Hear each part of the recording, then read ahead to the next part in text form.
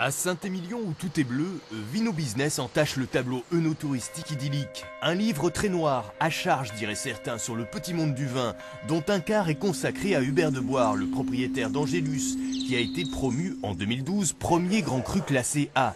Isabelle Saporta l'accuse d'avoir redéfini les règles de classement à son avantage et influencé l'INAO.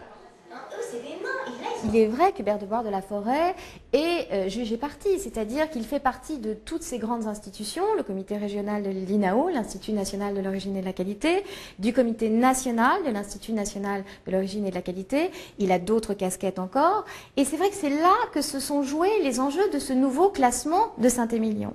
Or, effectivement, Hubert de Boire voulait faire promouvoir son premier grand cru en premier grand cru classé A, sachant que cette promotion, c'est beaucoup d'argent, c'est plusieurs centaines de millions d'euros que son foncier a gagné. Son livre est un véritable pamphlet dans lequel elle présente Hubert de Boire comme le seigneur de Saint-Émilion qui aurait tout pouvoir. Mais Jean-Yves Dupeux attaque pour diffamation. Il va réclamer la suppression des passages qui portent atteinte à son image. En 2011, on a décidé, pour couper court à toute critique ou à toute contestation, de créer une commission spéciale de classement composée par des gens qui n'ont rien à voir avec les crus dont le classement est recommandé.